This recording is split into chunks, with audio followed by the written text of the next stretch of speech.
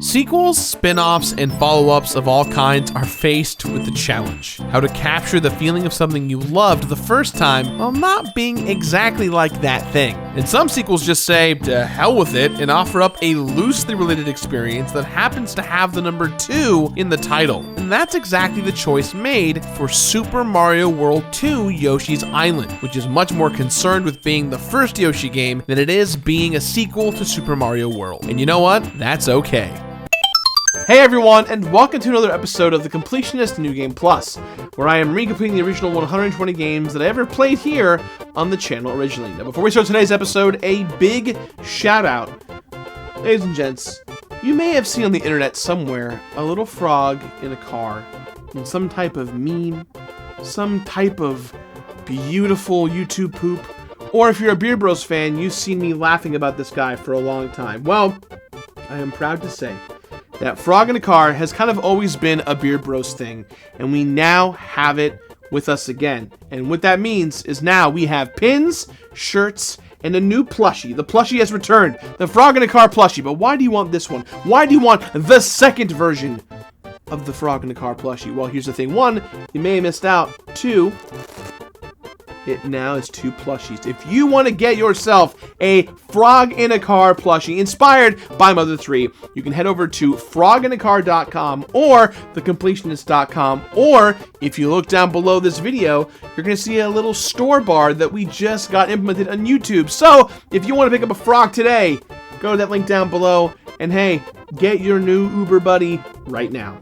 Yoshi's Island is one of the many weird and wonderful sequels from throughout Mario's vast history. Partly because it's actually a prequel featuring a series of Yoshis transporting a very cute but very loud baby Mario to be reunited with his baby brother Luigi. Now, I loved this game when I first completed it for the show, and I still think it's the best Yoshi game out there. It's got an adorable art style, tons of new Yoshi-centric mechanics, and it raises all sorts of classic questions, such as, what were Mario and Bowser as babies like? Or, if you could go back in time and kill baby Luigi, would you? Fascinating questions here. Fascinating questions.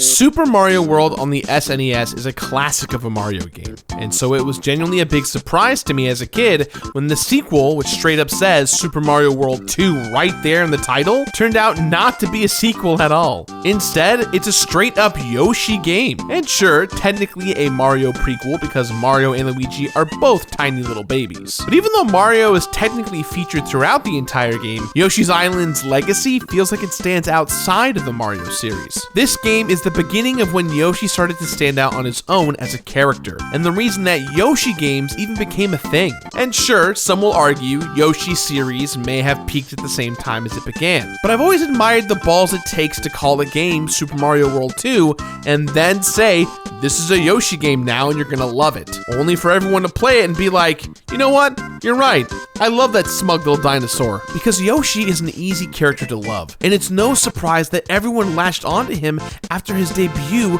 in Super Mario World. And if you're one of the Yoshi loving masses, then this game is basically made for you. Because Yoshi is not a name, it's a people, and you get to play as a whole multitude of the adorable little reptiles as they escort baby Mario on a rescue mission to find his brother who's been kidnapped by Kamek. And it's great that this game isn't about rescuing a princess, unless you count Luigi. But even though the story is still pretty simple, just the very fact that you're playing as a series of Yoshis handing off a tiny baby Italian makes it novel. In order to make it to each of those handoffs, this cavalcade of Yoshis has to do all kinds of Mario-type stuff, like jumping on enemies and across platforms. But this game also introduced all kinds of classic Yoshi moves like the flutter jump, the ground pound, and the ability to throw eggs with an unnerving amount of accuracy. Yoshi can make eggs eggs by eating enemies, or spit them out as an instant projectile. There are also power-ups that allow Yoshi to spit seeds like a machine gun, or turn into a helicopter, which is something that everyone knows dinosaurs were able to do. There's also a million things to collect, because this is still some sort of Mario game after all. There are hidden red coins, flowers that unlock a minigame that win power-ups, and stars that build up the countdown timer that goes off anytime a Yoshi gets hit, and determines how much time they have to chase down Baby Mario before losing a life. Because the Yoshis in this game are basically invincible, but Baby Mario is definitely not, which is a trait that he shares with most babies. They're just squishy little fruit snacks of goo. That's how it says in the script. What did I say? They're just squishy little fruit snacks of goo. Both you and Amanda said leave it in.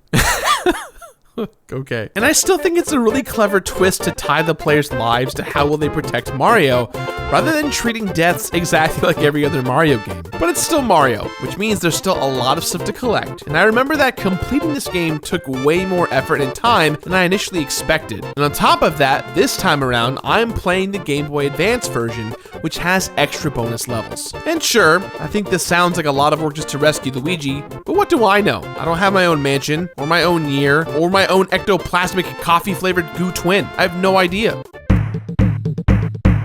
While Super Mario World 2 Yoshi's Island would launch a whole series of adorable, handcrafted Yoshi adventures, none of them would be able to top this game's simple pleasures. And as a result, it still stands out not only as the best Yoshi game of them all, but almost as the definitive Yoshi game. Future games like Yoshi's Story, Yoshi's Woolly World, and Yoshi's Crafted World would push the handmade storybook vibe of this original even further. But by that point, the surprise was kind of gone. Yoshi's Island style works so well because it's a surprise in comparison to previous Mario games, and because it's not the game's entire hook. And obviously there's no surprise anymore because I've played this game before and it's been out for a very long time. But I was able to be reminded of how adorable this game looks and then immediately move on and focus on the gameplay. And the gameplay works for the same reason, because it's simple and solid and Mario-esque, while also throwing in just enough new Yoshi-specific twists to make it feel like its own thing. And then all those new little moves and details became iconic in their own right, locked into Yoshi's lore as staples of the series. In fact, it's almost crazy to think about how much classic Yoshi stuff Yoshi was unable to do in Super Mario World. The tongue was there, but when it comes to the litany of moves that would delight and frustrate Smash Bros. Players for years to come, they all emerged fully formed in this very game. The game has a familiar Mario structure with a series of worlds broken up into levels, each leading to a castle and a boss fight, but it's also got an approach to collecting and checklists that scratches the completionist part of my brain in a very pleasing way. Each level has 3 micro objectives: the red coins, hidden amongst all the regular coins, the stars that beef up Mario's baby timer, and the big happy flowers that trigger a minigame you can use to get power-ups. Obviously, I love a good checklist, and every level in Yoshi's Island ends with the chalkboard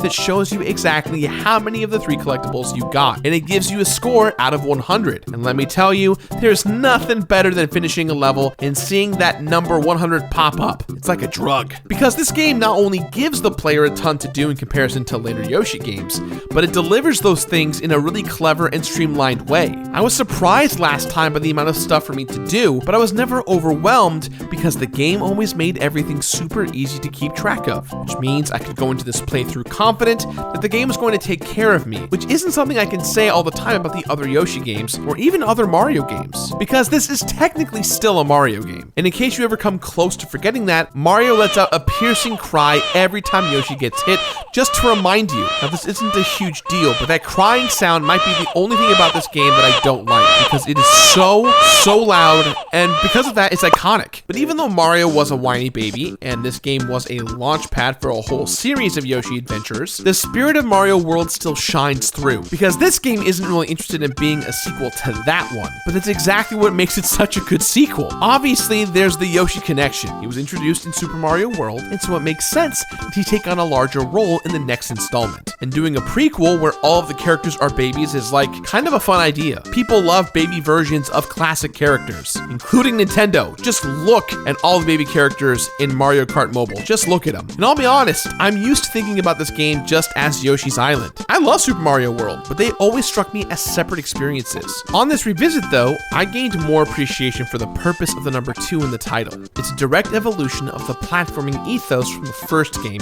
even if it ended up spinning off in a wildly different direction. Because the art style is really different, sure, but the gameplay also felt really different to me back then too.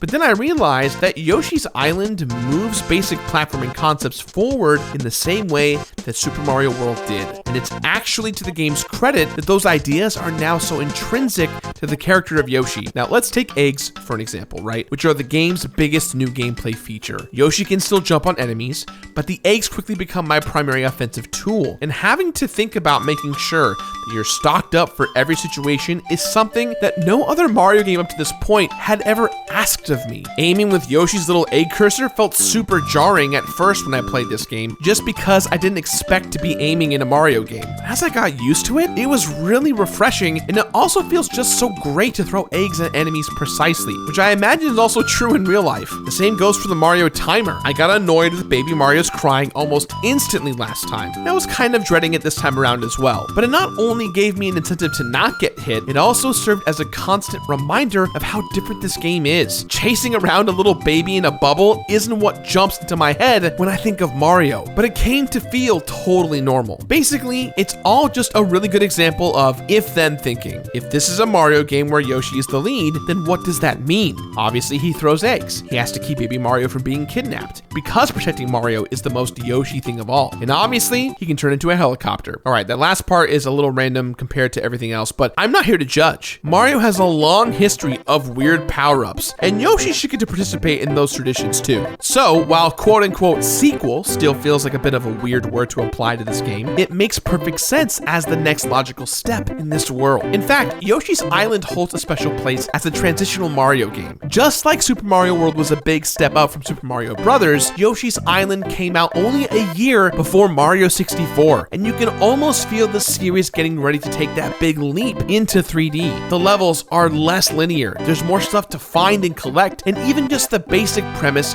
of playing as someone other than Mario, all of these things prepared me for the evolution of the series without me even realizing it. Which is impressive because most prequels feel like a step backwards. But Yoshi's Island makes so many leaps forward that it feels like more than just a random detour into Yoshi Town. And while I personally feel that some of the later Yoshi games, especially Yoshi's Woolly World, feels incredible, all of them fail in comparison to recapture that feeling that Yoshi's Island instilled in so many of us. You know, maybe the solution here is for every Mario game to have the number 2 somewhere in the title. Yoshi's Island 2, Baby Luigi's Mansion. You know what? I actually would play that. That sounds pretty fun. Hey guys, thanks for watching today's video. Today's video is sponsored by our new partner, G Fuel. Now I know a lot of you guys have heard about G Fuel, but I am very excited to work with these guys because this is a long-term partnership in the interest of keeping the show going. They're fans of the show, which means that with their help, we can make the show as best as we can moving forward. I'm so excited to bring them on. Right now, if you want to pick up some G Fuel, you can head over to gfuel.com, and when you can build out your bundles the way that you want to based on your flavors, as long as you check out with code Completionist, you'll save 30% off your order. Me personally, I've been trying out the French vanilla iced coffee flavor, which for me is kind of good because I am not the biggest coffee guy, but this gives me that flavor and kick of French vanilla iced coffee. So if you want to pick up some G Fuel, head over to gfuel.com, and on checkout, type the word Completionist for 30% off your order. Again, on checkout, type in the word Completionist for 30% off. And hey, if you don't want to go to that link, I got you, baby. In the link down below, there's a special link that'll take you right to gfuel.com. Guys, thanks for watching today's episode, and more importantly, thank you to G Fuel for keeping the lights on for the Completionist. So So there's a bunch of little differences between the Game Boy Advance version and the SNES one, which means that I still got to experience some small surprises on this replay, but also a couple of big surprises because there are 6 secret levels that aren't in the original version of the game, which you unlock by beating the last boss. And they're all much longer than the standard levels because of course they are. And that's on top of the extra levels and bonus levels you get for beating each world. And extra levels is a solid bonus, except that all of those levels need to be completed too, and they're way harder than everything else because of course they are. Now this game already had hundreds and hundreds of things to collect, and so it's kind of funny that this game's biggest bonus also just throws more stuff at you. And the new secret levels didn't add a ton of time to the overall experience. This is definitely a deceptive game to complete. It's cutesy and childlike, but isn't above throwing a million collectibles at you and trusting you to figure it out yourself. So by the time I had 100%ed all of the regular levels, all of the extra levels, and all of the secret levels, I was a little bit Yoshi'd out, especially considering that the only 100% completion bonus there is a slightly different title screen and a little star for each world I completed. Now, I don't know why everyone thought that a title screen or end screen was a satisfying completion reward all the time, but they are wrong. They are so wrong. But at the very least, I can see all of my awesome scores displayed on the world map, so I can see those little beautiful 100s sitting there congratulating me on a job well done. While I re-completed Super Mario World 2 Yoshi's Island, or rather, Yoshi's Island Super Mario Advance 3 as it's called on the Game Boy Advance, there were around 5 deaths, which should tell you how desperate I was to avoid hearing Baby Mario's cry this time around. Years later, and that thing still haunts me. 60 levels traversed across 6 worlds. Now this includes all of the extra levels and the secret levels exclusive to the Game Boy Advance version. And it felt like a lot last time, even before the new super long levels. 1,500 flowers and red coins to collect, which still feel like just too many. And I'm lumping the flowers and red coins together to show just how much stuff there is to collect in this game. It's kind of nuts. 21 hours of total playtime, which is a little longer than last time thanks to those secret levels. And 60 separate Yoshis, because like Asgard, Yoshi's Island isn't a place, it's a people. I had a great time revisiting Yoshi's Island, and it's honestly the only Yoshi game that I keep going back to, and not just because I have to for the sake of the show. It's an incredibly solid game, and it has a bonkers amount of stuff to do within it. And while it's worth playing through the whole thing to rescue Baby Luigi and to ensure that the Year of Luigi eventually comes to fruition, I don't know if I can recommend getting 100%, especially with all those extra levels in mind. The amount of time it takes just isn't really worth the reward. But other than that, Yoshi's Island stands on its own as both a Mario game and a Yoshi game, which is why this game still gets my completionist rating of finish it. Finish it!